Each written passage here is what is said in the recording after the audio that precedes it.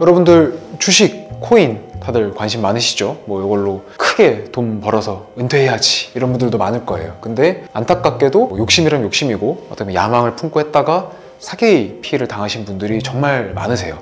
사실 진짜 놀라운 거는 본인이 사기 피해를 당하고 있는 줄도 모르는 분들이 정말 많다는 겁니다. 제가 오늘 말씀드릴 거는 어떤 경우에 사기로 보여야 되는지 어떤 그런 징조에 대해서 말씀을 드릴 거고요. 또 하나는 뭐 내가 사기 피해를 당했을 때 어떻게 해야 내가 뭐 피해 당한 금액을 일부라도 물려받을 수 있을까, 이런 여러 가지 종합적인 대책에 대해서 말씀을 드리는 크게 두 파트로 나뉠 건데, 내가 잘 투자하고 있는데 뭐 나는 어떤 카톡방 들어가서 막 무슨 종목이 이래서 좋다는 얘기 듣고 사고, 뭐 아니면 ICO 해가지고 뭐 그거 뭐 이렇게 진입해서 남들보다 먼저 뭐 큰 돈을 벌 수 있고 내부자 정보를 받고 있다 라고 지금 생각하시는 분들은 특히 사기 피해를 당하고 있으시는데 본인이 모르는 경우가 진짜 많아요. 그러다 보니까 이 사기 피해 예방 부분은 정말 나는 사기라고 생각을 안 해도 한번 들어보시고, 물론 제가 말씀드리는 것과 다르게 알고 보니 뭐 정말 괜찮은 사기가 아닌 것도 있을 수는 있어요. 그렇지만 저는 이걸 들어보시고 경각심을 가지는 게 정말 중요하다고 생각합니다. 왜냐하면은 이 초기 대처를 어떻게 하느냐에 따라서 이 피해 회복을 할 가능성이 정말 현격하게 차이가 나기 때문입니다. 자, 그럼 초기 대응이 왜 중요하냐? 이후에 아까 두 번째 파트에서 설명드린다고 했던 사기 피해 회복 관련된 내용을 조금만 말씀을 드릴게요. 피해자와 사기꾼의 기본적인 구도겠죠. 내가 돈을 줬는데 왜 안 주냐? 다시 내놔라 라고 하는 건데, 대부분의 경우에는 그런 말들 많이 들어보셨을 거예요. 아, 이거 사기 피해 당했으면 이미 늦었다, 돈 절대 못 찾는다, 이런 말씀 많이 들으셨는데 반은 맞고 반은 틀린 얘기예요. 무슨 말이냐면은 사기꾼들이 정말 사기를 치려고 했으니까 당연히 이 돈을 효로롱 하고 가져가겠죠. 그래서 당연히 빼돌릴 계획을 처음부터 세우고 차근차근 다 빼돌리고 있어요. 근데 대부분의 이런 사기 피해 구조는 예를 들어서 뭐 리딩방 구조라서 무슨 운영비라든가 가입비, 예치비를 받는 경우도 있고, 아니면은 뭐 투자를 해주면은 자기가 불려서 주겠다라고 하는 유형이 있을 텐데, 후자를 뭐 흔히 폰지 사기라고 불러요. 이렇게 돌려막는 사기를 말을 하는 건데, 자, 어떤 형태든 간에 일정 규모가 되기 전까지는 함부로 막 빼면 안 돼요. 그러면 티가 나잖아요. 그렇기 때문에 일정 정도까지는 쌓이다가 나중에 이제 슬금슬금 가져가다가 이제 좀 확실히 다 쌓았다 싶으면 슉 하고 다 가져가는 그런 방식인 거다 보니까 이게 한 번에가 아닌 거예요. 그러면은 이거를 빼돌리고 있는 과정, 아예 쌓고 있는 시기에 내가 피해를 입었다는 사실을 알게 되면은 이거를 못하게 막을 수가 있는 거죠. 전액을 회복할 수도 있는 거고요. 뭐 경우에 따라서는 일부라도 회복할 수도 있는 거고, 또 이제 빼돌리는 과정에서도 예를 들어 그럴 수 있어요. 뭐 지금 이미 어느 정도 빼돌렸다 하더라도 다른 피해자들은 피해받는 줄을 모르고 있는데 나 혼자만 알고 있어요. 그러면은 나만 이제 형사 고소도 하고, 그리고 뭐 민사소송도 하는 거예요. 그리고 뭐 제가 이제 나중에 자세하게 설명드릴 금융정보 추적이라든가 또 그 외에 이제 신용평가 정보라든가 이런 것들도 있고 압류 같은 것들도 있을 테고요. 아무튼 이런 것들을 남들보다 먼저 하면은 아직 돈이 조금이라도 남아있을 때 저 피해자만 입 다물게 하면은 더 커지지 않을 수도 있겠다, 내가 남은 돈 다 가져갈 때까지 좀 어떻게 될 수도 있겠다 라고 생각을 하고 먼저 피해 회복을 해줄 수도 있는 거예요. 그래서 초창기에 내가 대응을 잘 하면은 내 피해 회복이 전부 다 될 수도 있는 거예요. 실제로 그런 케이스들도 저희 회사 고객들 중에서도 계십니다. 근데 이 시기를 지났어요. 그래서 이미 다 가져갔어요. 자, 그러면은 그때는 뭘 해야 되느냐? 여기에 대해서는 제가 이따가 상세하게 설명을 드릴 건데, 제가 미리 경고를 드리는 거는 이미 이제 돈을 다 가져갔거나 아니면 다른 형태로 이미 변형이 완료가 완전히 됐을 상황에서는 현실적으로 이 피해 회복을 전액을 한다거나 아니면 뭐 반이라도 한다거나 이런 확률이 막 높지가 않아요. 퍼센트가 낮습니다. 저는 이제 보수적으로 말씀을 드려요. 그냥 뭐 10에서 20%시다.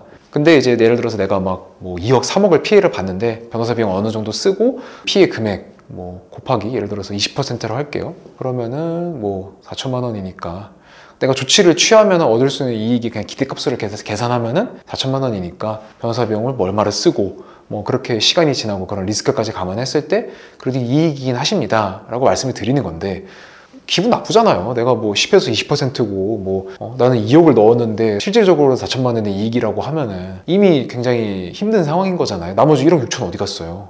그러니까 이런 상황이 안 발생하게 초창기에 잘 알고, 아, 내가 알고 보니 지금 사기 피해를 당하고 있구나를 아는 게 되게 중요하다라고 말씀을 드리는 거예요. 제가 지금부터 이 사기의 징조, 어떤 경우에 내가 지금 사기 피해를 당하고 있는지 의심을 해봐야 되는지에 대해서 말씀을 드리도록 하겠습니다.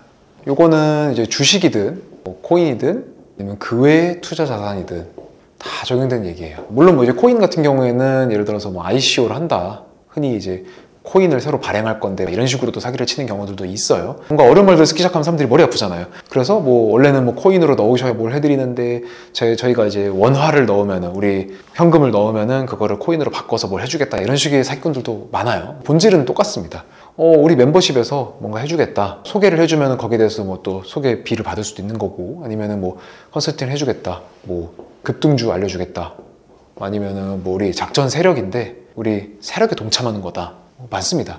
우리 멤버십이 월 이용료가 50만 원인데 2년치 예치금을 넣어놓고, 원래는 뭐 그렇게 안 하면은 뭐 훨씬 더 큰 이용료인데 2년치 예치금 넣어놓고 뭐 이후에 이제 이렇게 다 해주겠다, 그러고 하다가 안 되면은 뭐 예치금 뿐만 아니라 원래 것까지 다 환불해주고 할 건데, 우리도 어쨌든 뭐 이렇게 재정 건전성이 어쩌고 저쩌고 막 이런 식으로 얘기를 하는 거예요. 뭐 그래가지고 뭐 원금이 보장이 되는 거나 마찬가지 느낌인 거죠. 아니면 이제 내가 손해를 봤어도 뭐 메꿔준다거나 이런 식으로 하는 패턴이 있는 거고요. 또 하나는 대신 투자해 준다는 거예요. 사실은 이런 거는 당연히 잘 아시겠지만 이거 자체를 위한 인허가가 있어야 돼요. 당연히 뭐 그런 거는 무시하는 거죠. 아무튼 돈을 넣으면은 내가 잘 불려서 줄 건데, 예를 들어서 막 그냥 한다고 그러면 또 이제 안 믿을 거 아니야. 사람들이 바보는 아니니까 당연히. 그러면은 뭐 수익의 뭐 50%를 우리가 수수료로 받을 거니까 대신 우리가 막 1년에 막 100% 이상 수익을 내줄 거다. 그럼 너 입장에서는 50% 수익 아니냐. 그리고 손해 보면은 만약에 떨어지면 원금 우리가 메워줄게. 그러면은 그것만 들으면 얼마나 꿈만 같아요. 내가 1억을 넣었는데 내년 되면은 최소한 뭐 1억 5천이 된다는 거잖아요. 뭐 진짜 망해도 1억은 그대로 있는 거고 라고 생각을 했지만, 사기꾼들이다, 대부분은. 물론 그럴 수는 있습니다. 이런 멤버십이나 컨설팅이라는 게 건전하게 정말 말 그대로 뭐 예를 들어서 막 뭐 가치 평가에 대해서 막 이제 뭐 책을 뭐 공부하는 거예요. 워렌 버핏의 막 책을 막 매주 같이 독서하고 막 투자 사례를 그냥 공유하고. 근데 뭐 이것도 멤버십 이용료도 예를 들어서 그냥 모임하는 실비 그런 거 있잖아요. 뭐 오프라인 모임을 하니까 뭐 밥값 먹는 거 해가지고 뭐 한 10, 20 낸다, 뭐 이런 식으로 한다면야 그거는 그냥 건전한 멤버십일 수 있어요. 그거는 입장 바꿔 생각하면 사기를 내가 쳐도 벌 돈이 얼마 없잖아요. 그거는 진짜 사람이 엄청 많은 게 아닌 이상 안 되는 건데, 그 사람이 많을 거면은 그냥 내가 건전한 멤버십을 열심히 운영해서 계속 돈 버는 게 낫잖아요. 근데 물론 이제 그 멤버십이 정말 양질의 좋은 교육을 제공하는 거냐, 뭐 좋은 커뮤니티냐, 그런 건 다른 문제지만, 아무튼 간에 그런 건 사기꾼이 아니겠지만, 뭔가 이제 쎄한 말들이 나오기 시작하면은 그때부터는 의심을 해야 된다는 거예요. 그러니까 나는 내 계좌에는 계속 수익이 들어오고 있어서 너무 좋다, 달달하다, 나 연 30%씩 내가 워렌 버핏보다 더 수익률이 높아, 막 이러면서 좀 잘 하고 있는 것 같아도, 알고 보니 새로 회원을 모집해서 그 사람 돈으로 지금 받고 있는 걸 수도 있단 말이죠. 그렇기 때문에 이런 여러 가지 징후들이 있잖아요. 제가 뭐 이러면 100% 무조건 사기꾼이다라고 하는 게 아니라, 일단은 변호사 상담을 한번 받아보자. 상담비 자체는 얼마 안 해요. 상담만 받아보고. 왜냐면 내가 지금 큰 돈을 넣었을 거 아니에요. 뭐 적은 사람은 막 뭐 2천, 3천을 넣었을 수도 있고, 많은 사람은 막 억 단위로 넣는단 말이에요. 진짜 이런 사기 당하시는 분들이 어떤 잘 모르시고 그런 게 아니라, 뭐 대학 교수님, 뭐 아니면 무슨 막 사업하시는 분들, 막 그런 자산가 분들, 막 대단하신 분들도, 흔히 소위 말하는 그런 분들도 이런 사기 피해 당하신 분들 되게 많습니다. 그렇기 때문에 어찌되었든 뭔가 이런 것들이 있으면은 한번 변호사한테 물어보세요. 뭐 물론 저한테 상담을 주셔도 좋지만, 만약에 주변에 변호사 아는 분이 있으면은, 내가 지금 사실 이런 투자를 하고 있는데 너가 보기에 이게 혹시 사기 같냐, 근데 너가 보기에 사기가 아닌 것 같으면 너도 같이 해보자, 뭐 할 수도 있잖아요. 그러면은 그 변호사 입장에서 나쁠 건 없잖아요. 뭐 그러니까 이런 식으로 한번 얘기를 해보시는 거를 저는 추천을 드립니다. 아까 제가 말씀드렸던 초기 대응을 잘하면은 뭐 피해를 뭐 100%든 뭐 80%든 회복을 할 수도 있다라고 말씀을 드렸죠. 자, 그러면은 내가 이제 지금 이 사람이 사기꾼이라고 아무도 말을 안 하고 있을 때, 내가 생각해보니까 사기꾼인 것 같아, 뭐 내가 변호사랑 상담을 해보니까 변호사가 사기가 맞대 라고 하면 어떻게 되느냐. 자, 보통 사람들은 요것만 합니다. 아니면은 요것만 합니다. 이 둘 중에 하나만 하면요 의미가 없어요. 왜냐면은 생각을 해보세요. 형사, 고소, 이거는 벌 주세요. 저 사기꾼 나쁜 자식 감옥 보내주세요, 이런 말이에요. 근데 이 사람이 감옥 간다고 내가 돈을 받나요? 원래는 아니잖아요. 원래는 민사소송은 뭐 돈 내놔요. 돈 돌려줘, 다시 내놔 라고 하는 건데, 이것만 하는 것도 안 되는 게, 왜냐면은 이 민사소송에는 시간이 엄청 걸립니다. 6개월에서 뭐 몇 년도 걸려요. 특히 대형 사기꾼들, 이런 식으로 정말 많은 사람들이 얽혀있는 사기면은 진짜 막 몇 년도 걸립니다. 얘가 예를 들어서 폰치 사기를 친다라고 가정하면은 전체 받은 돈은 요 정도인데, 얘가 계속 이제 수익을 가장해서 이만큼은 뿌려줬단 말이에요. 이미 수익이라고 하면서. 그럼 이것만 남아있는데, 이거는 모든 우리 피해자들이 다 받아갈 수 있는 게 아니잖아요. n분의 1 하는 게 아니면은.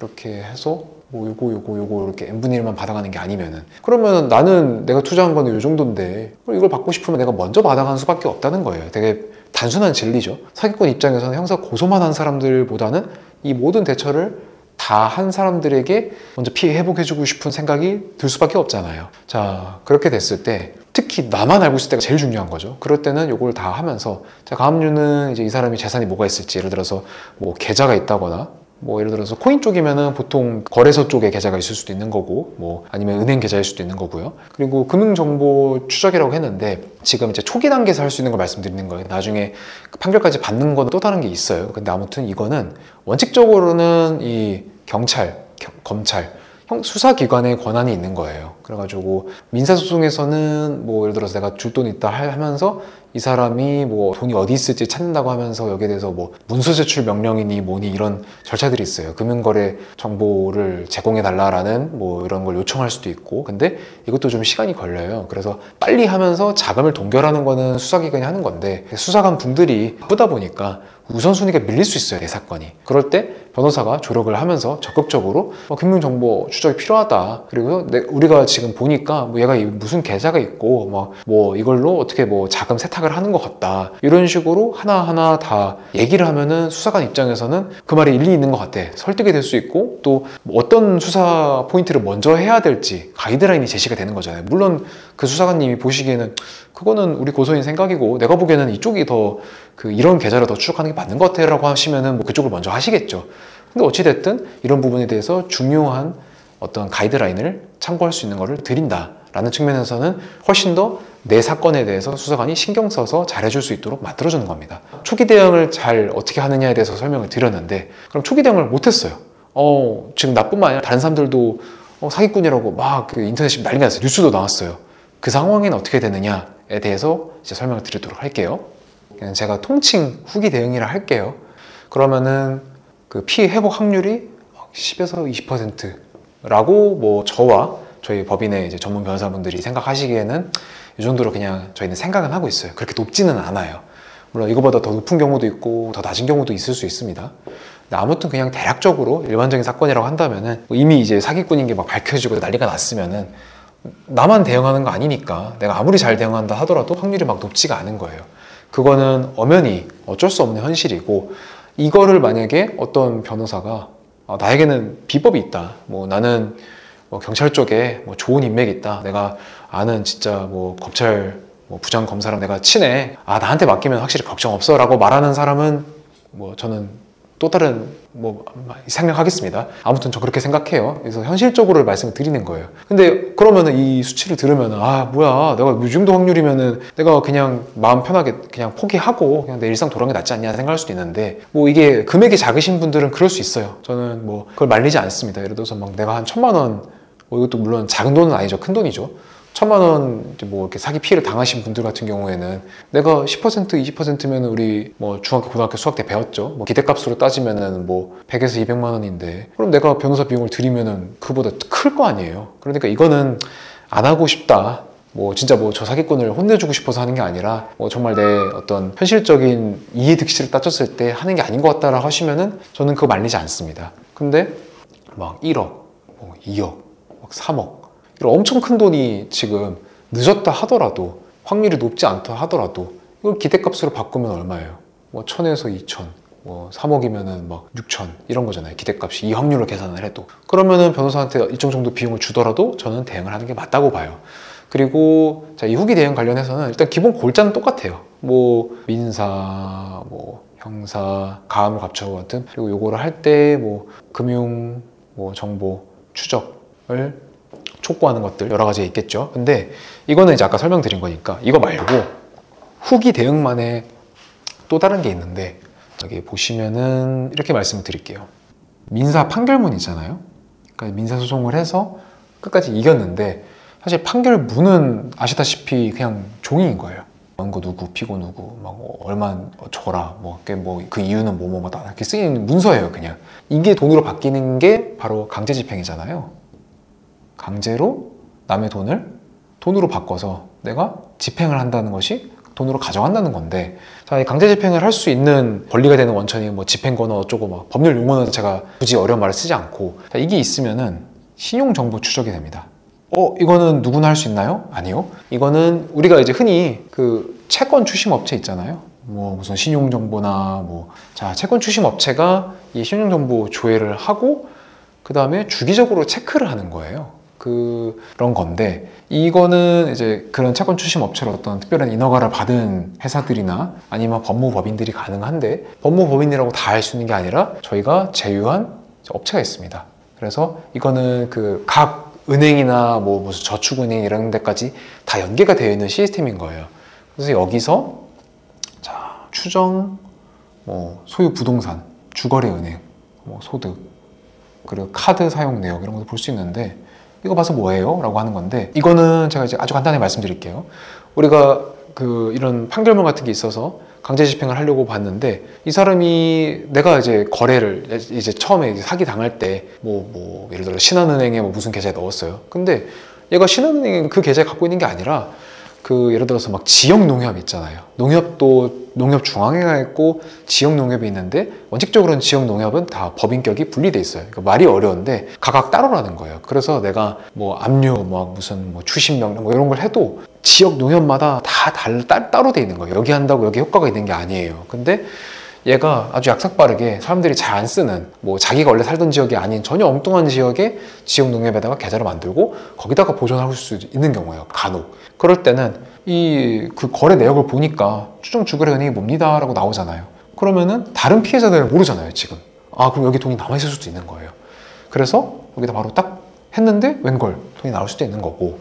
자, 그리고 이거는 이제 후기 대응도 얼마 안 됐을 때랑 정말 오래됐을 때가 있는데, 사실 여기까지는 얼마 안 됐을 때까지 포함이 될 수 있어요. 근데 예를 들어서 몇 년이 이미 지나버렸어요. 그런 상황이면 보통은 다 포기하죠. 그냥 완전히 끝났구나. 그러면은 확률이 이거보다 더 낮아지겠죠, 현실적으로. 그건 제가 솔직히 말씀드릴게요. 근데 그럼 완전히 포기해야 되냐? 그건 아닙니다. 왜냐면은요, 우리가 소멸시효라는 말을 아실 거예요. 뭐냐면은 이 채권, 우리가 돈 받을 권리를 채권이라고 하는데, 채권이 사라지는 거예요.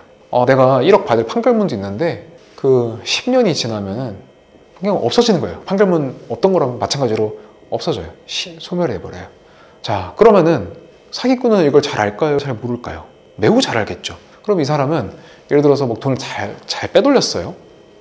예를 들어서 본인의 가족이든 지인이든 아니면은 소위 말하는 부하든 누구든 간에 이걸 명의신탁이라고 하기도 합니다. 아무튼 이제 빼돌렸어요.